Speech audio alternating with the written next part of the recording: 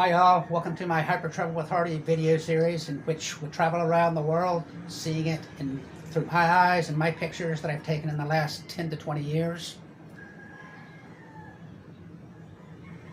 And if we usually go around several countries, this time it'll only be one, India, and only the northern part of that one.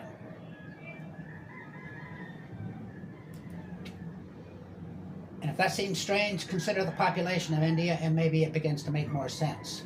What is strange, though, is that I only went to India after some 40 years of previous travel, which is often the first place for many boomers like me, especially those with inclinations towards spirituality and certain hard-to-find herbal remedies. But that was the 1970s, and I had no money. Okay, so maybe I had $538, more or less, but that won't get you to India from Mississippi, but it would get you to Guatemala, so that's where I went for a few months. When I finally got $5,000, I started a business that would keep me coming and going for a long while, there and South America too. I finally got to Bali in 1989, Thailand in 1992, and Nepal in 1994, still doing that same business, handicrafts. But somehow I never got captured by India. Maybe Nepal counts, but then again, maybe not. I didn't even get to Europe until 1996.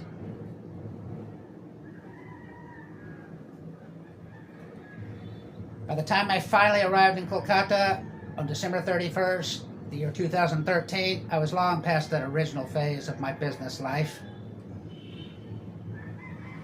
And the second phase too, and even considering Buddhism as a thing I'd like to know more about. Kolkata is probably not the usual place to get a start in India. But the flight from Thailand, where I often lived, was only $100, so hard to pass up. With a double entry visa to India that I planned to use for a side trip to Pakistan and Afghanistan if all went well. Kolkata is nobody's idea of a pleasure dome either. But it's not so bad on New Year's Day with the Christmas decorations still up in a Hindu country with only slightly anglicized. Everybody celebrates New Year though, so I saw some of that on my midnight flight, if only from a distance.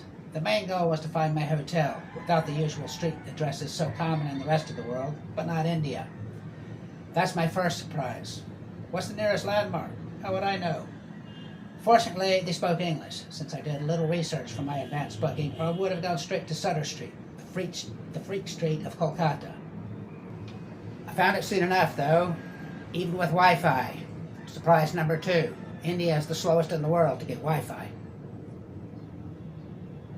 And it hasn't improved much, to be honest, but a tiny bit, yes, maybe. I knew nothing about Gaya then either, or even Patna. But I did know of Varanasi, aka Benares, so that was my next destination, all by train, of course, the India standard. And if modern China is somehow defined by its universal bullet trains, then India is defined by its old clunkers, slower even by night, if that's possible, with cows lined up on the platforms as if waiting for a train themselves. Surprise number 3. This cow shit is real. But Benares was the real deal, not just some faded colonial capital like Kolkata, but a real river with real carcasses being cremated for inclusion into the holy waters on display here. Cows holding court over dozens of cremation sites up and down the riverbanks. The food is good too, and the weather is not bad, not for January, even a bit chilly at night on the train. There are ashrams and retreat centers all around, but that will be a later phase in my life. If China is known for its future, then India is known for its past. Next, I'll be going to the city of Agra to see the Taj. The city is everything that the Taj is not. If the Taj is beautiful and stately, a monument to the beauty to be found in this world, then the city itself is much the opposite. So I make quick tracks to Jaipur. This route bypasses New Delhi, but I'll go there later on the way back. My schedule is off track now anyway, since my train was late, causing problems at my hotel, but my new Japanese friend Yoshi can help. This is the so-called Pink City, but the city's layout is uninspiring with nothing too convenient.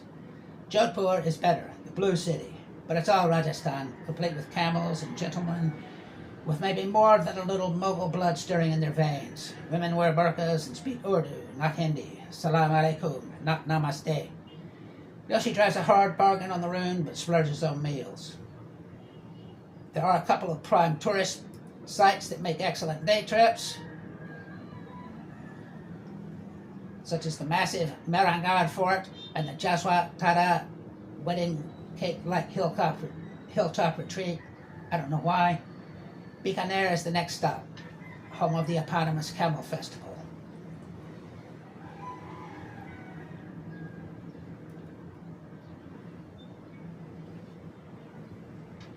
Wi-Fi is better now than at the start of the trip, but that begins to break down once we get to remote Bikaner.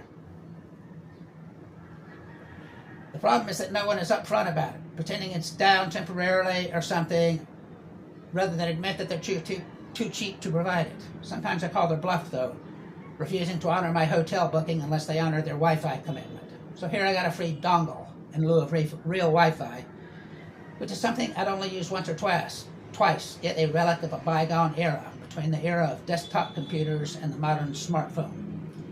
The Bikaner Camel Festival was something incredible, though. Men and women dressed to the hilt and in their finest, engaging in feats of strength and displays of beard length.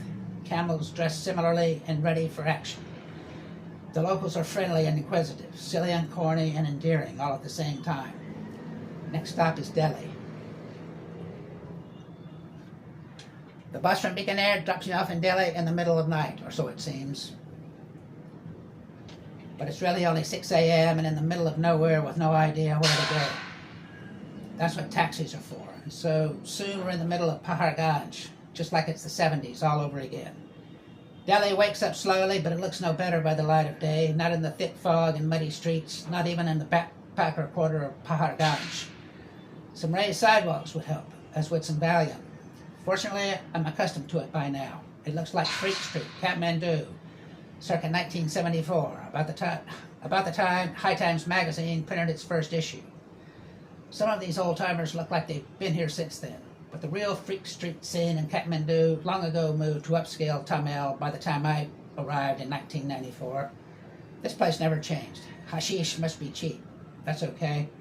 It'll do until something better comes along, another stop in the road or blip on the screen.